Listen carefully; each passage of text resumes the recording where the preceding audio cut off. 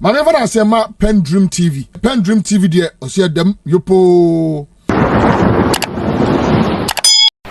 You are most welcome to PENDREAM TV, the only channel that brings you the best and latest updates in politics. If you are new here, please don't forget to subscribe to the channel, hit the notification bell for more updates. Like and also share to other members to watch as well. You can also leave a comment after watching or send us a voice note on our WhatsApp number, which is 0277128777. Thank you. Former MP for North Tongue has also come out saying a lot of things about the 24 hours economy and how it will impact the masses in terms of employment and solve unemployment issues. And he also said it's either they do that or they suffer the consequence of unemployment. Without much ado, I would like you to join me listening to former MP of North Tongue, Honorable Austin Akufo-Game, on that issue, which he crashes with Kwasi Pratt on the Talk Time channel. Thank you. Hello and welcome to Talk Time. And this week, we're going to be talking about labor issues, all kinds of things. The unemployment situation, demands of organized labor, and so on. Welcome to Talk Time.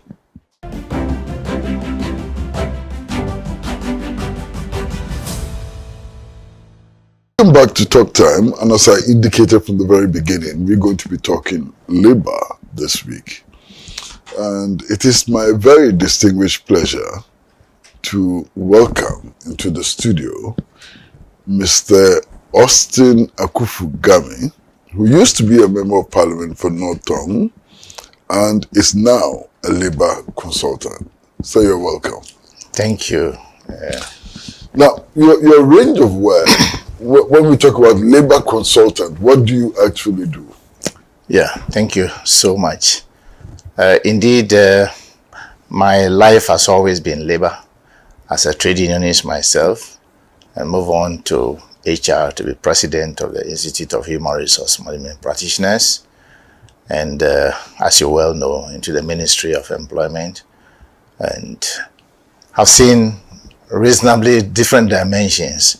And so I set up a consultancy.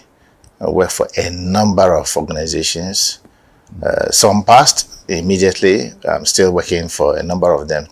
Interestingly, work for some of the notable unions also as a consultant. Mm-hmm. So yes, that is what I do, and resolve conflicts as much as possible as an ADR practitioner. We also have an institute, Game and Game, which train a lot of people, including your very good friend, Randy, who used to be the class prefect in the class. Your friend, Kwame Sefakai, was in the class and he ran away to go and sell Omo and could not complete. We had Dr. Okoboy just completed not too long, and a number of them. And that's what we do. We're looking forward to expanding it all the time. What are some of the pressing issues today on the labor front? I do know that there were issues about solidarity strike, for example, and so on. What are some of the pressing issues on the labor front today? Yeah, the debilitating nature of the economy appears to have robbed a lot of working people of their income. An employer myself, I have not less than 25 workers. And I can tell you on authority that every now and then, regardless of how much you pay them, you still have to find a way of supporting somebody, and generally in the countryside. So yes, it's about the economy that is appears to be unmanaged, and therefore people are confronted with finding ways and means of surviving. And also the fact that we have terrible unemployment situation on our hands. And therefore, if you have an income, it's not meant for you and your wife and children alone. You still have to ensure, even though traditionally in Ghana, we take care of our extended families, it has become aggravated because of the twin problem of unemployment on our hands. And the fact that the economy is not being managed well, that has contributed immensely to this debilitating problem that we have on our hands. What about trade union rights? trade union rights are reasonably well guaranteed. You know, the Constitution itself, Article 24, is very clear as to, and that's what we lifted into the Labour Act at 651, is fairly guaranteed, except that people think that the security and intelligence agencies should be permitted to join unions also. I hold a contrary view of some of them, like the armed forces. Maybe in the future, if we become a little bit more, if civility prevail well, we can allow maybe the police service, the immigration service, the customs service, maybe in the future, to join the unions. The armed forces, I don't think they should be allowed to join the unions for now. In many other countries that we did the comparables, during the time we were writing the law, a number of them did not allow it, even those countries. And so I do not think for now, if somebody immediately is to join, maybe immigration service, maybe customs, maybe fire service, they, even though they are quasi kind of armed forces and or security bodies, they can join. It may not hurt anything. So that's just about that. Otherwise, all other people who want to join and are qualified to join can join. Yes. The Industrial Relations Act of 1965 has been amended substantially. Yeah. Some say that one of the effects is the springing up of too many trade unions. Before, there were 17 trade unions all affiliated to the TUC. Yeah. Now, even those affiliated to the TUC are 22, and there are more in counting. Yeah. Is that a very satisfactory situation? Well, we are confronted as a nation to open up the door because of the constitutional injunction. Article 24 clearly open up the door. And so if you don't write the Labour Act currently to be in tandem with the Constitution, we will be creating some vacuum, and it might create problem for us. Otherwise, like I said, my background, I was a member of the Maritime and Dockers Union at a national level. Myself and the late Ebote were members of the National Executive Committee, and so therefore it would have been quite appropriate to retain it like that, to mobilize the people, but the constitutional provision by its tenants will not allow that to be done.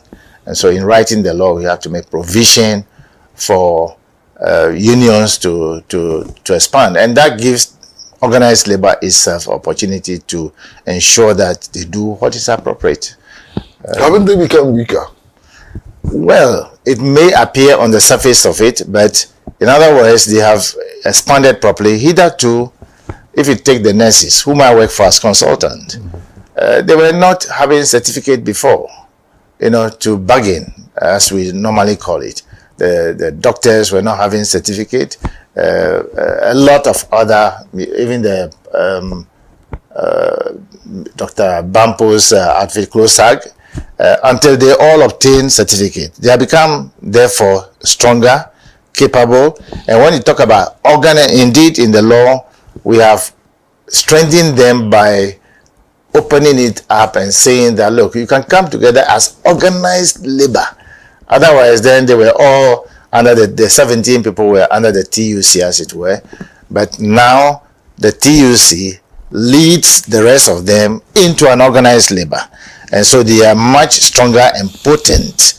In addition to that, Ghana is the only nation under the sun that the law considered and made provision for a formal national tripartite committee, which organized labor can use as a potent tool in making sure the whole government's feet to fire. They are not doing it the way I expect them to do it, but one or two times they are able to push. Wouldn't it appear, or doesn't it appear, that when you talk about the tripartite committee, employers and government are on the same side against the trade unions? No, not necessarily so. And it will depend on the capability. I have a lot of respect and confidence in my colleagues who are the organized labor, but they need to do more in ensuring that it's not about lobbying, it's about presentation. It's about ensuring that you know and understand the applicability of the law, and government cannot stop you because it's just the tripartite system. It's not intended to be the traditional partisan political atmosphere. And so therefore, if organized labor can do its homework well, they can always get employers who are not government directly to go in tandem with the arrangement that they have. Example, if you take typical example about the issue about pension, and SNIT and the fund management, who owns this money? And if workers, like I said, I'm an employer, if I deduct money from the workers' pay, it's no longer my money as an employer. The money belongs to the owner of the money is the worker. And the workers in a pool have put the money into an insurance, to be sure that in the future they can have access to this money in a better way than the way they put it there. And therefore, fortunately, I form part of the commission that wrote the pension scheme. And so I understand the nuances of this thing, and I feel guilty and sorry for working people for allowing governments, especially now also, to put this long hand into the money and use it to the detriment of the working people, because that was not the intent. And so it's up to them. They can take advantage of their presence, and organized labor has tremendous power than government and the employers association. They have power and they can come together. Recently, when government wanted to introduce 15% VAT and they said no, and that was the end of it. They have more power than anyone else. Is that power not derived from the capacity to organize solidarity strikes? Yes, they can. They have the right to do that. They have the right to negotiate. Negotiation is a skill which you must acquire. It's not just about reading and writing or something. It's a skill you must deliberately work towards and negotiate from position of strength and yet open to understanding other people. And you have the numbers. Government don't have no number. Only if you can embark on solidarity strikes. And you can. Nothing stops them from doing that. Oh, okay. Yeah, the law gives room for you to solidarize and embark upon a strike that is legitimate. And it's always there. It's always there. It's about the process, how you go about it. At the end of the day, you'll be the winner. You'll be the winner. Well, we are in a conversation with Mr. Austin Akufu-Gami. He's a labor consultant. He's had considerable experience also in Parliament, as a member of Parliament for North Tongue. And he's been involved in government and so on. We've been talking generally about the labor situation. When we come back, I'd like to see unemployment. We like to look at unemployment. One, the extent to which it's affecting the development of the national economy and its impact on the labor movement. Short break.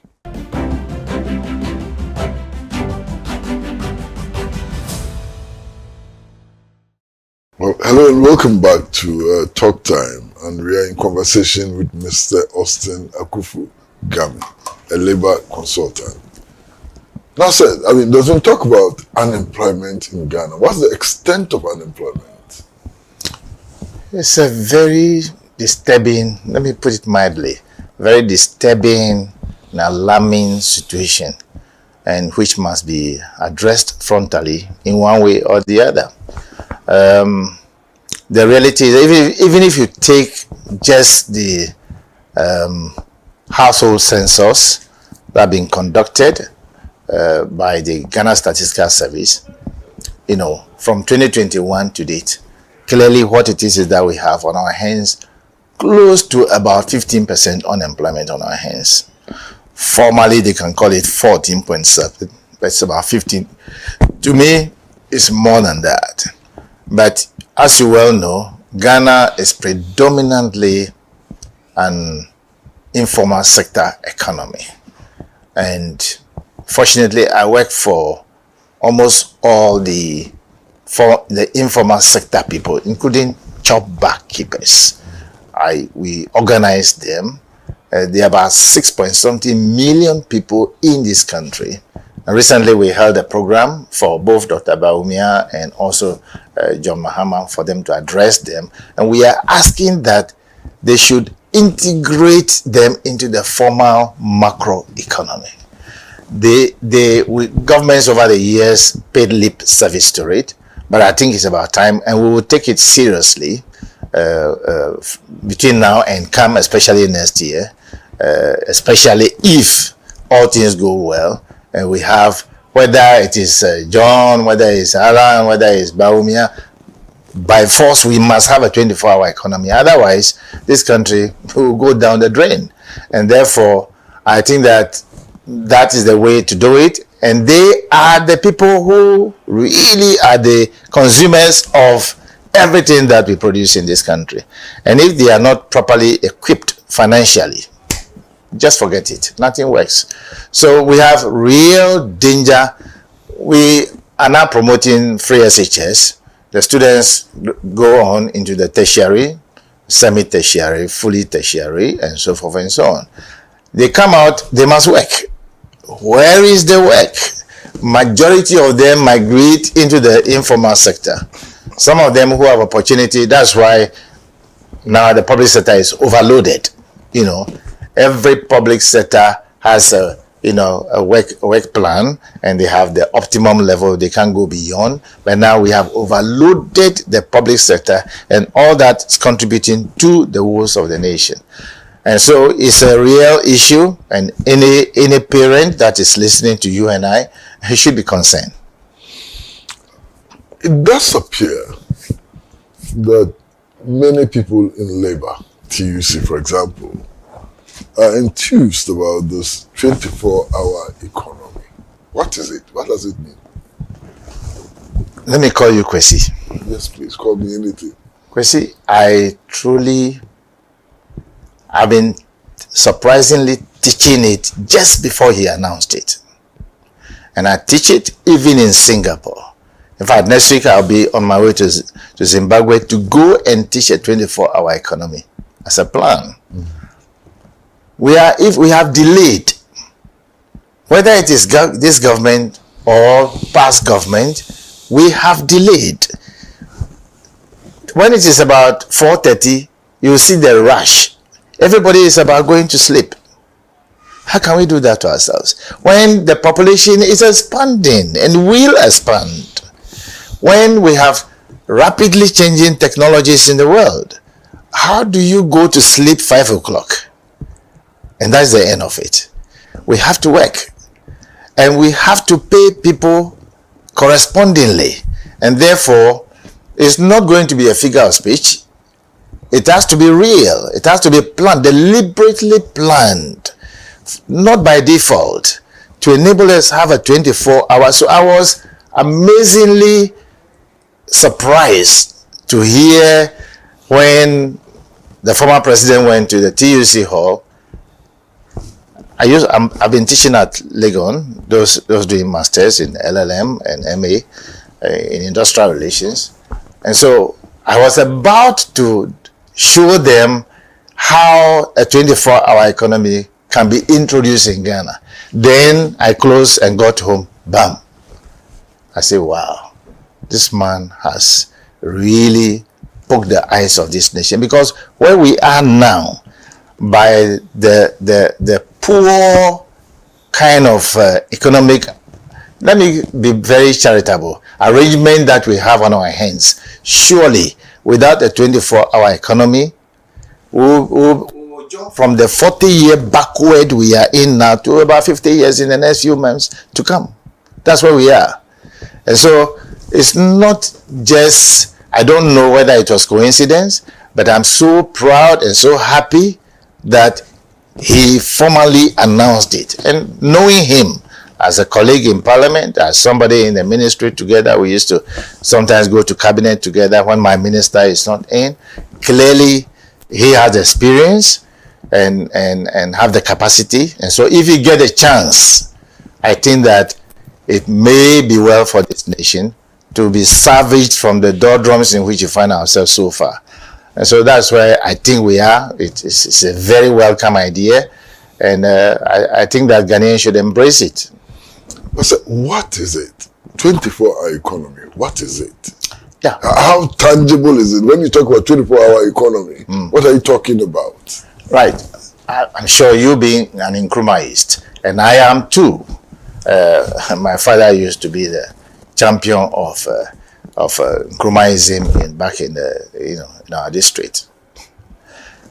Kwame Nkrumah had a 7-year development plan, not written parochially by CPP people alone. I know J.H. Mensah and the rest of them contributed immensely to the write-up of the 7-year development plan. I'll be 75 years anyway from now. So I was in Accra before Kwame Nkrumah was overthrown. I've seen it. I've worked and I've seen how things developed in this nation. Coincidentally, I happened to be in the Ministry of Employment and saw the signing off of many of the industries and organizations that were put together. Now, gradually we would have moved even at that time into a 24-hour economy if gradually we had been steady in ensuring that things work well and Kwame Nkrumah was not disturbed and he ran his legitimate term and I think we would have gone very far. Unfortunately, it was truncated. Having said so, I don't believe in lamentation again. Now it has to be solution. What we need for a successful 24-hour economy to work tangibly and visibly for everybody to see is having first somebody with an inclusive leadership qualities. Because Kwame Nkrumah did not write the 7-year development plan alone. And even without consulting him, let me say it this way. The reason why I believed in the 24-hour economy so much is because I know what John, when I say John, I mean John Dramani Mahama, he will not be offended. One day I was in my place teaching people somewhere and I had a call and he said, look, I want to see you. And I went to his office. He said, look, at that time, there was pressure on the economy. I'm talking about 2015, 14, 15 especially. So much pressure. We were almost about 70% to GDP, debt to GDP ratio. And he said, look, we cannot continue like this. So I've talked to many people. I want to talk to you also. So what do? That culminated into a very special meeting held at home with the entire organized labor and other people, other relevant people, including economists, we all gathered at home, had a good conversation. The nuances of what I shared with him, I may not want to put on air. But the Minister of Finance said, Tekpe, open up. He, John, open up. And they shared the information halfway into the presentation.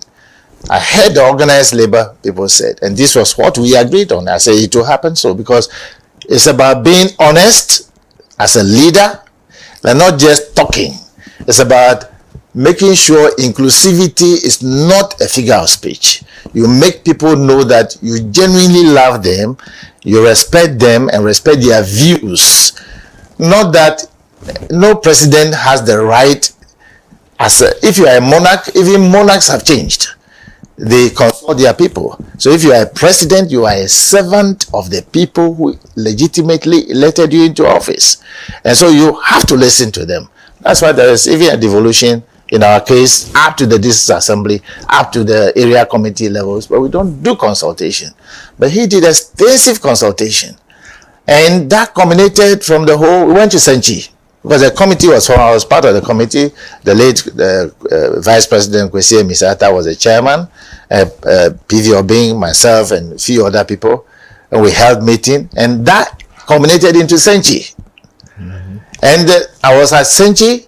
It opened up. I remember Professor Adair, Kwame Pienin, and the rest of them from even the MPP stock, except that they officially even prevented my friend Osafo Mafo from attending. But majority of them came on their own because it's Ghana. We had extensive consultation, wrote a program there, fine-tuned by his office. At the end of the day, that was what we've been describing as homegrown policy, which was sent to the IMF. So the IMF policy that was inherited by the MPP was and it has helped them, because it's only one tranche that John Mahaam got. The two tranches were received by them. That's why 2017 was okay. That's why partially 2018 was okay. Thereafter, the trouble started.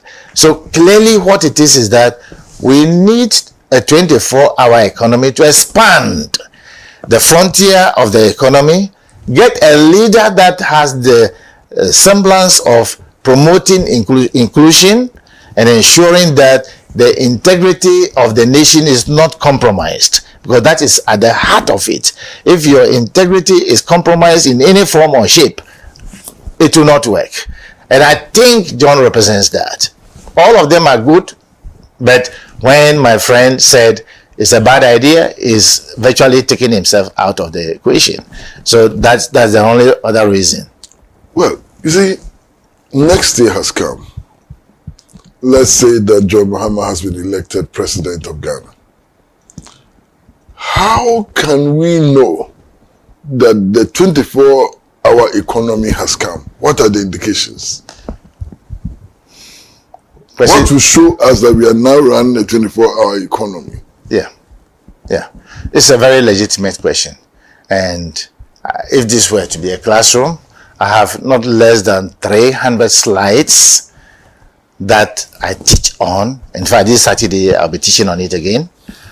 Clearly what it is this.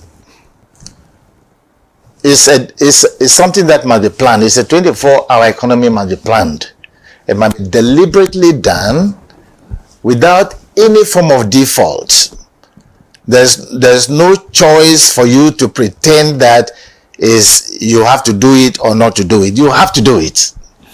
Now, so because it's going to be planned, both on paper and the execution and the people who will execute it properly oriented. So there'll be a transition from this traditional kind of parochial economic model we have run all these years. They have woefully failed. And I've suggested to some of my friends at the university who are teaching that we better depart from this traditional way of teaching, this anachronistic model. It won't work. The 24-hour economy, which is, I just came from Singapore as a guest speaker on some of these subject matters. And in Singapore, they deliberately did it. And they have assurance that they may not have all the money. Like Ghana, we don't have the money. But if we can stop, let's call it blackout, we can black out corruption from the system, which I expect John to do, and he can do it. Now, if we black out corruption, the money that is being siphoned into such things, such as maybe even by error, you pay people to undertake certain jobs, they don't even do it, but we have paid them. And it's awashed in the system, we all know. All that money is available. And I form part of the team that wrote the pension scheme, SNIT, and we created deliberately the fund the second tier. There is a huge amount of money even in the system here. But it's about where to put the money and have return on the investment. Now, take the example of the airport that have been built. It's bringing returns. Take the Atuabo gas. It's bringing returns. If the footwear, this thing that we built in Kumasi, were to be working, it will bring return. It will employ people. Now, deliberately, I would suggest Immediately he comes to office and he has the goodwill. Every president elected, like President Akufo-Addo, when he got elected, he had a goodwill of the people who will cooperate with him. And because of the nature of the program, which we can discuss extensively, privately, I can tell you that there are certain jobs that will be immediately within 3 months upon coming into office, which I know can be created, and I'm sure he knows, can be created within 3 months upon assumption of office. Tangibly for people to see. And people will run the 24-hour, even in public service. I understood from some people that public service is already running. They say it's not true. Public service, some areas that we know and people don't know because they don't want to open up themselves for it, will run 24-hour economy. People don't know yet, but I think that he knows. Some notable departments will be opened up. They will run and they will employ not less than 1,400 people who are have computer knowledge and have coding knowledge, have the capacity to do some statistics and so forth and so on. They will be employed immediately. They are going to be Ghanaians. They are not going to be outsiders. They will pay taxes, will generate money. Aside that, there will be people from outside who have confidence in the government and they will come and invest in it. I strongly believe that it will work, and I have a lot of information on how it will be done, especially because of the value addition. Because it's not just going to be leadership as usual. It's going to be a leader who can add value to everything that we do. Because you are fully aware that we do some kind of exports. When we do the exports, where do the money go? Is the money repatriated into Ghana or plowed back into the economy? No. They are all, a lot of them, except that which is brought to pay salaries and wages, which are not even adequate. That is all we do. Otherwise, then we talk about export surplus, this surplus. It's not true. What we do is Bank of Ghana don't have the retention of the money. But what we need to do is to back up our economy with the same goal that we have, because it has got potency, but we don't back it up. It's just rhetoric. Everybody shouting and talking about I'm an economist. I agree. But some of us who are local authority middle school people, you can't push us around. We are told that the country is bankrupt. Yes, we are. So where are the resources going to come from for anything, including the 24-hour economy? Question, there is money. To a large extent, some money is in the country, but it goes into areas that will not add value to the present state of our economy. What we need to do is to have a leader with integrity, to be inclusive, and to ensure that there is an appreciation by way appreciation, and I mean that appreciation means adding value to whatever we want to do. So if we have got $10,000, we've got $1 million, you have to count the cost of what you want to put the money in and the return on that money. Every legitimate, serious, business-minded person will not just be throwing money about. We know welfare things that can be taken care of. For instance, our compatriots who are suffering from kidney problems and are going to Kolebu for dialysis, I don't see why we should put strain on them again instead of paying maybe 4 million Ghana cedis, 10 million Ghana cedis to protect their interest, to go and have dialysis. We are looking for them to go and look for money from wherever to go and pay 491 today to take dialysis, not once, but about 3 times in a week. That is wickedness. And I think that is part of the process. Apart from those welfare things, every other thing that will be done in this country must have some value. And that value will derive as other values. And that is what we must do. If we can black out corruption and retain the money that we have and you put it into use, we will have a good will. I strongly believe, and God being on our side, all will be okay. I think we have some money in this country. SNIT money must be properly invested into retainable income, not just put the money into things that we cannot get the return on them. And when people are about to retire, there's a problem. I form part of the team that wrote it, and I'm so scared.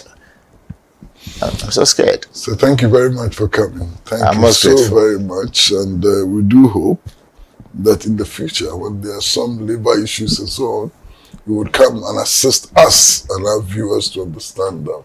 Thank you so very much. I'm most grateful. And for our viewers, we'd like to say thank you to you too for being with us.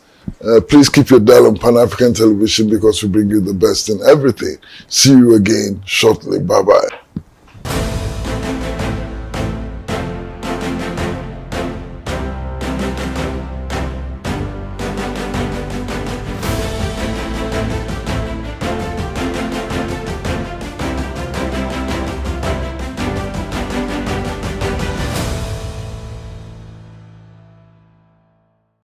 Thank you for watching PENDREAM TV. Really appreciate your time. Please, if today being the first time here and you have not subscribed to the channel, please do so for us. Hit the notification bell, like, and also share to other members to watch as well.